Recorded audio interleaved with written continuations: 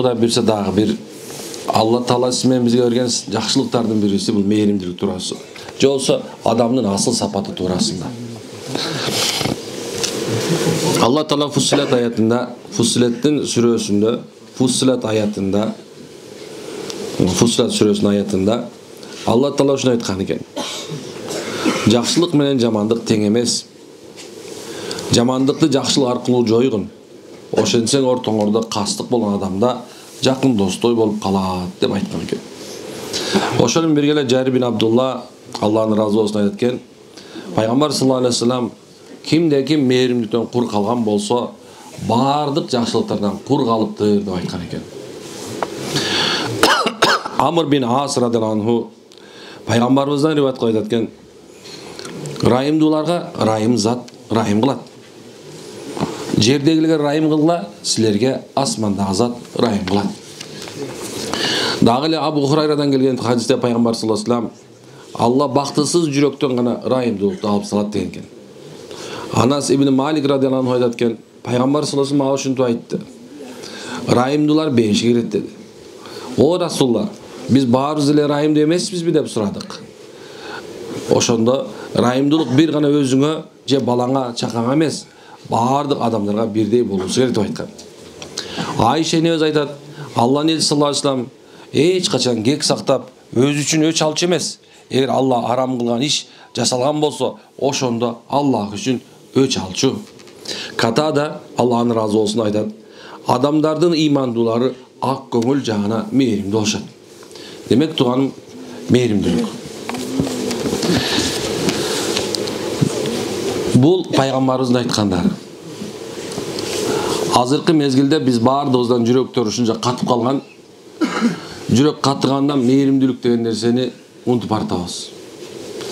Көчө умрада жүргөндө дагы ушуну сүйлөшүп отурган мезгилде ушул баягы арабтардын машинелерин бырбыйып, тырбыйып баягы талкаландай, мындай эметип турганын көрүп алып, баардыгы мындай булар эмне, булар дүйнөнү эме кылбайт го дешет да. Дүйнө буларга бир тиын турбайбы деп ой келет экен да. Биз болсо бир машинебиз бир жерде чийлеп турган болсо эмне кылабыз, чийлеп эле келип турган болсо ошо страдайт этебиз го. Ошо жерим чийлип кетти, кап эмне кылам эми, кандай кылам деп туруп. Эми алар сүзүшүп туруп андан кийин акыры минтип туруп басып кетип калат. Бизде болсо бул жаман сөз, Жакшы сөзбү, жаман сөзбү?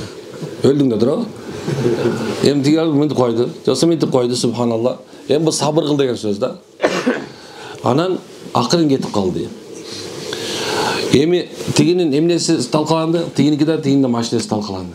Бирөө экөө тең машина күлүп чайнап, ден соолук жашты болгон жакшысызбы деп туруп минтип койду, басып кетип калды. Төлөп бер, баланча миллион бер, да мен машина аласа кайра жаңы машина алып кой ордуна деген жок. Айттым, жок, буларда бир сыпаат бар деп атам. Бул мээримдүүлүк сыпааты. Эмне үчүн дегенде, качан сенин жүрөгүңдө эмелек катада айткандай, качан сенин жүрөгүңө ыйман ыролуп, ыйман түшкөндөн кийин, кут дарып бергенден кийин ыйман, сен субханалла жүрөгүңдө башка бирөөнө болгон зыян келтирүү деген нерсе жүрөктөн чыгат. Бирок биздин коомдо, биздин элде азыр ушул нерсе кадимкидей эле кетип бараткандай, жок болуп бараткандай. Көп адамдар ушул кичинекей нерсе үчүн мисалы өлтүрүп койгонго барар. Мисалы бирөө акчалап турган болсо, ошо акчасын кайтарып бербесе, аны алып туруп 5-6 кишиге жанагындай бир канча деген эмелерге алып туруп, мындай ортого алып, 5-6 кишини алып, машинанын аркасына салып алып, аны тияка алып барып көпүрөнүн ыртыйм деп коркутат туруп. Же болсо субханалла бир кичинекей бир нерсе. Пайгамбар саллаллаху алейхи вассалам болсо, жүрөктөрдө ырайым, мээрим, ыйман орногон адамдар айтат. Эгерде силерге бирөө акча карыз силерден сураган болсо, анда аны бергиле. Ажат ачыла турган болсо, ажатыңарды ачкыла. Эми эгерде ал адам сенден кутула албай аткан болсо, карыздын убактын узарткыла. Канчалык узарса, ошончолук тозок отунан узак болосуңар дейт. Көрсө, бул пайгамбар саллаллаху алейхи вассалам бизге айтып аткан себеби ушул экен. Качан сенин жүрөгүңдө мээримдик болгон болсо, сен ошол акчага кажат, муктаждыгың болбой турган болсо, эмнекен сенин жүрөгүңдө мээримдүүлүк деген нерсе башка кыйналып турган адамга болуш керек экен. Дагы бир нерсеси ошо качан бир карыз болуп кыйналып турган адам, сага бере албай аткан болсо, сен ошону түшүнүшүң эмнекен, ошол адамдын дуасында болдуң деген сөз. Ошол адамдын дуасында болдун дегени, сен алдын дуасы кабыл болду. Демек ал сага жакшылык тилеп дуасын кылат.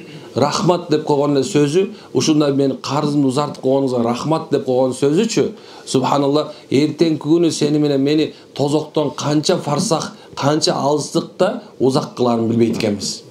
Бул дүйнөдө мээримдүүлүк кылгандар ахиретте асманда Алланы деп атпайбы? Алла Таала андай нерсе муктаж эмес, бирок Алла Таала агар асманда Алла райым кылат дегендей, субханалла, Алла Таала өзү райым кылат. Билесиздерби? Пайгамбар саллаллаху алейхи вассалам айтып атат, кимде ким мээримдүүлүк кылган болсо, ага мээримдүүлүктүн нуру түшөт. Ал ушундай болуп калат, Алла Таала аны жакшы көрөт, анын периштелери жакшы көрөт, ошо менен адамдар жакшы көрөт. Bir алымдан сураган экен, мен бай болгум келет десе, бай айткан экен, эгерде сен адамдардын колундагы нерсеге муктаж болбосоң, алардан үмүт кылбасаң, сен эң бай деген, эң бай болосуң деген. Дагы бул жерде Пайгамбар саллаллаху алейхи вассалам өйдөнкү кол ылдыйкы колго караганда жакшыраак, же болсо мынтип сурап берчи деп турган караганда ме деп берип турган кол жакшыраак деп атат. Демек, эмне үчүн айтып атат? Ме деген кол деген жакшы деген сөз, мындай кысып туруп, жок, бербей турган адамга караганда жакшыраак деп айткан жок туурабы? Пайгамбар саллаллаху алейхи вассалам ме деп берип турган мээримдүү, берешен, жоомарт адам өйдөрөк деп атат. Демек, кимде ким Аллага, анын пайгамбарына жоомарттык кылган болсо, мээримдүүлүк кылган болсо, демек ал өзүнө мээримдүүлүк кылган болот экен да, туурабы? Демек, урматтуу ууртугандарым, эгерде кимде кимдин жүрөгүндө ушу мээримдүүлүк сыпаты алынып калган болсо, сен ушундай бир өзүңөр айткандай дерзкий болуп, момундай эч кимди признавать этпей, жашоодо баягы мен деп өпкөңдү кагып калган болсоң, эч кимге мындай айткан жок, азыркы заман деген карышкырча, карышкыр болбосоң бул жерде азыр сени тепсеп кетет, жеп кетет деген ойдо жүргөндөр кайра оюңарды өзгөрткүлө, субханалла. Анткени азыр карышкыр болуп атасыңбы, эртең сага аны сенден өткөн дөбөт карышкыр келет сага. Анткени субханалла, жамандын кесепети дейт. Жаманчылык кылган амалдардын кесепети бакыр түйөл башыбызга тиет. Ушундай нерсе. Жакшылыктын шарапаты дейт. Жакшылык кылсаң, субханалла, ал 1000 жылда болсо да кайтып келет. Билесиңер, кээ нерселер бар, бул дүйнөдө кайтарылып берилет, ал эми ахиретке калбайт. Кээ бар ахиретке калат, бирок бул дүйнөдө субханалла берилбейт. Ошол адамдын, же болсо мусулмандын, момундун кылган жакшылыгы бул дүйнөдө кайтарылып берилет. Анткени Алла Таала өзү айткан, силердин кылган жакшылыгыңар дейт, силер өзүңөр үчүн, кылган жаманчылыгыңарды өзүңөр үчүн. Дагы Алла Таала болсо айтып аткан, чаңчалык кылган жаманчылыгыңар, зарра чаңдай болгон жакшылыгыңар да кайтарылып берилет деген. Бул дүйнөдө кайтарылып берип туруп, ахиретке калбагандардын нерсе бар. Жаманчылык ал. Алла айтат, бир чаңдай болгон жаманчыларды кайтарып беребиз дейт. Ошол себептен субханалла, бул дүйнөдө бир Алла жараткан момундарга, Алла жараткан пенделерге, Алла жараткан махлукка да мээримдүүлүк кылыш керек. Алымдардын бирөөсү чечмеле айтып берет. Бир жөөт аял, ушундай бир жанагындай Бани Исраилатта болгон, Исраилдерден болгон бир аял, сойку аял итке суусап турганда, суу берип койсоң бейиштен кутулду дегенде, анын мурун күнөөлөр каяка кетти дегенде, Алла Таала ушунча мээримдүү экен, кимдин жүрөгүндө мээримдүүлүк болсо, Алла жараткан махлукка да мээримдүүлүк болгон болсо, аны куткарып коюш Алланын колуна тез эле келет дейт. Демек, ал аял бузуку болчу, ушуна күнөөкөр болчу, ушундай бир ал эң жаман ыплас адам болчу. Билесиздер туурабы? Бирөөнүн үй бүлөсүн бузган, бирөөнү субханалла жанагындай бир ойноштукка, жанагындай күнөөгө түрткөн, мисалы эркек болсун, аял болсун, бул эң жаманы болуп эсептелет. Билесиздер, эң жаманы. Ушунча деңгээлде ал өлүп кете турган болсо, имансыз өлүп кетиш коркунучу бар жада калсачы, ошол акыбалда. Лут деген коом болгон. Ошолор бири-бирине бачабаздык, жанагындай бир күнөө менен жаткан мезгилинде Алла Таала алардын үстүнө эмнени түшүрдү? Азапты түшүрүп салган. Ошондой акыбалында ушул мезгилде ошол сүрөттө жатышат жада калса азырчы. Ушундай Алла Таала жаткан. Эми субханалла, ушунча эң жаман амалды кылып аткан аялдын итке болгон мээримдүүлүгү, Алланын жараткан махлугуна болгон мээримдүүлүгүнүн себебинен Алла Тааланы түбөлүктүү азаптан сактады. Көрдүк кандай нерсе? Алла Таала эгерде пенденин жүрөгүн мээримдүүлүккө, райымдуулукка ачып койгон болсо, демек ал адам бул дүйнөдөгү бардык баладан кутулду.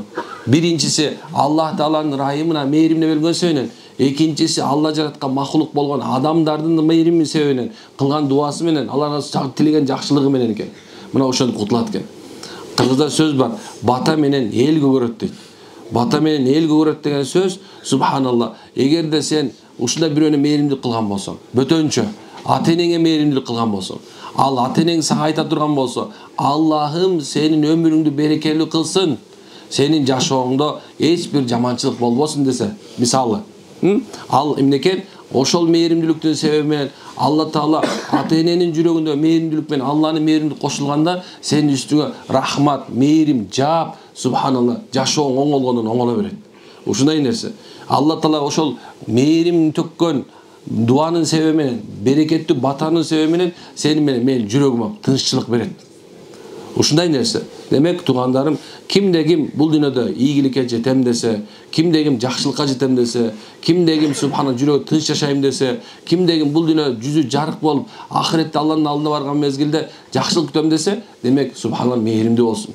Мээримдүүлүктү пайгамбар кимден башташ керек десе, ата-энеңен деп айтты. Андан кийин кимден десе, субханалла, балдарыңан, андан кийин бир туугандарыңан, андан кийин ким десе, аялдарыңарга деди.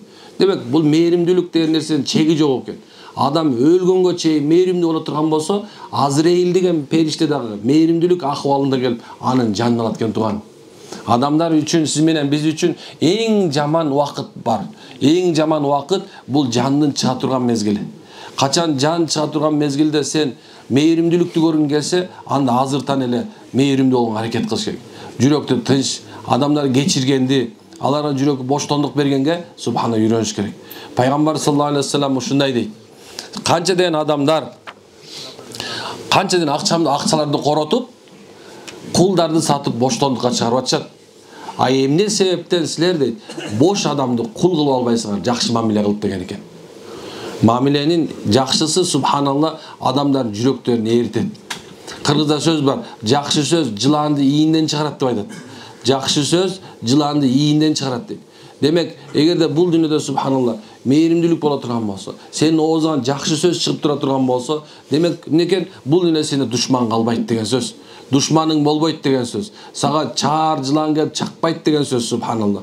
Ошол нерсени энеге дагы, атага дагы, бир тууганга дагы, аялдарыңарга дагы, балдарыңарга дагы субханалла эмне кылышыбыз керек экен? Чарчыратканга аракет кылыш керек туугандар. Машалла. Эмне үчүн айтып атабыз десек, эмне себептен, эмне тиешеси бар дешеңер мүмкүн дагы деле. Дем салдырганы келсек, бул каякта мээримдүүлүктү айтып атат. Жок, билесиздерби? Жүрөктөрү катуулар үчүн Куран жүрөктөрүн эзбейт. Эгерде сен жүрөгүңдө субхана бирөөнө кичинекей бир мээримдүүлүк болгон болсо, кичинекей эле бир мээримдүүлүк, бирөөнү мисалы небереңди жакшы көрсөң, мисалы бир тууганыңды жакшы көрсөң, ата-энеңди жакшы көрсөң, балаңдын бирөөсүн жакшы көрсөң, кызыңды болсун мейли, мисалы субханалла, керек болсо үйдөгү багып аткан жанагы эмне деген мышыгың боло турган болсо, ошо мышыкты көргөндө сүйүнүп кетип эле мыжыйып аткан болсоң, сен жерде мээримдик бар да туурабы? Сен жүрөгүң субханалла жумшарат деген сөз. Ал эми ушул жерде көпчүлүктөрүнүн жүрөктөрү катып калганын көрүп атам. Biz баарда таарынып алганбыз. Көпчүлүк аялдар өзүнүн күйөөлөрүнө таарынып алган. Ушунча көп таарынгандар субханалла. Ошол эле мезгилде аялдар, эркектер да көп өзүнүн аялдарына, ата-энесине таарынган жаш бала андан көп. Ошол эле мезгилде субханалла өзүнүн бир тууганына таарынган туугандар андан көп экен. Көчөмдө карап туруп, карап туруп, ыйлап койсоң ыйлай берет. Эмне болду десең, ушундай. Барды келди субханалла, бардыгы бирөөнө таарынганбыз. Бирөөлө таарынганбыз, кечирбейм деп атабыз. Жүрөгүмдө жок, мен кечирбейм аны. Ал мага ушунча жаманчылык кылды. Жок, пайгамбар саллаллаху алейхи вассалам кечиримдүүлүктүн эң жакшысы качан сени кечирбей атканда кечирүү дейт. Тууганчылыктын эң жакшысы качан сен менен катышып атса аны менен катышуу эмес, качан сенден кол үзүп кетсе барып катышуу, бул эң жакшы тууганчылык дейт. Ал эми субханалла ата-эненин баласына кылган жакшы эң жакшы дуасы качан баласы кыйналып турганда эмес, качан субханалла ошол бала соо турган мезгилде, акыбалы жакшы турган мезгилде, я Алла, ал күнөө кылып келе кылардан мурда же болсо арак ичип кетерде, бирөөнү сабап баштарда, же түрмөгө түшкөндө дуа кылуу эмес, балки ошол бала акылы ордунда, эси ордунда болуп турганда ата-эненин кылган дуасы деп айтат. Демек субхан экен, сиз менен биз бул дүйнөдө жүрөктөрдү тынчытышыбыз керек азыр. Жүрөктөрүңөрдүн баардыгын тең ушундай бир тынчыттыңыздар. Ичиңерде азыр кимдеген бирөөнө зулумчулук каалап жүргөн болсоңуз, бирөөнө субхана жаманчылык каалап жүргөн болсоңуз, ушундай бирөөнү кечирбейм деп жүргөн болсоңуз, анда субхана ушул жерден кечиргиле азыр. Айт, я Алла, мен кечирдим. Мен дайыма ушул сөздү айтам. Ушул жерде билбейм, балким ушул жерде бирөө болбосо бир 3-4 бир Аллага жаккан адам бар. Кээ бир убакыттарда субхан ушундай нерсе ушул жерге келген баарынан Алла Таала жакшы көрөт. Эмне үчүн сөзү кузуп атат ушул сөздү? Эмне үчүн Кур'анды кузуп атат? Эмне үчүн шариятты кузуп атат? Карасаң, анткени себеп субханалла, балким бир жакшы ишибиз бар, Аллага жаккан. Алла Таала пендесине жакшылык кааласа динден түшүнүк берет. Демек кимге динден түшүнүк бергиси келип атса алат. Демек сени жакшы көрөт деген туурабы? Ошон жаныңарда турган адамга дуа кылыңыздар. Я Алла, ушул жерде отурган жакшы адамдардын жакшы амалын берекети менен, я Алла, менин да дуаларымды кабыл, мени да кечир деш керек. Билесиздерби? Ушул жерде отурган адамдардын себеби менен субханалла бирибиздин күнөөбүз кечирип келет. Алла Таала жүрөктөрдүн жумшактыгын насип кылышы мүмкүн. Ниетиңиз турлаңыздар, машалла. Алладан корккула. Алладан корккула. Бөтөнчө Алладан коркуш керек.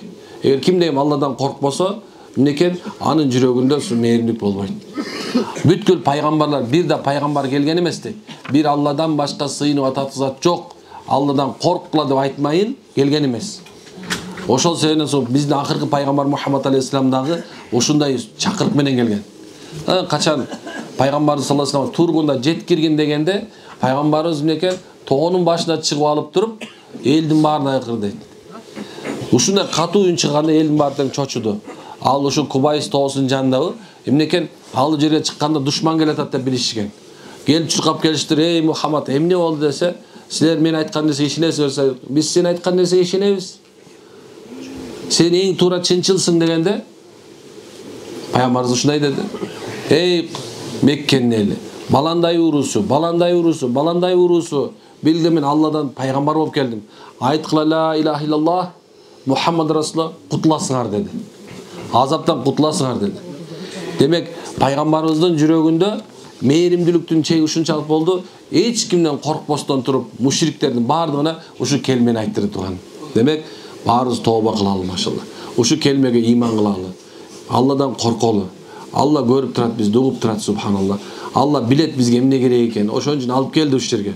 Алла билет эмнени сүйлөтүш керек. Ошол сен ошону сүйлөдүм мен шуну. Алла силердин жүрөгүңөрдө эмне калып туруп ошону сүйлөттү. Алла эмнени силер талап кылса ошону сүйлөттү. Демек жүрөктөргө мээримдүүлүктү орнотолу, машалла. Алладан корколу. Алла бизди көрүп турат. Аракет кылабызбы иншалла?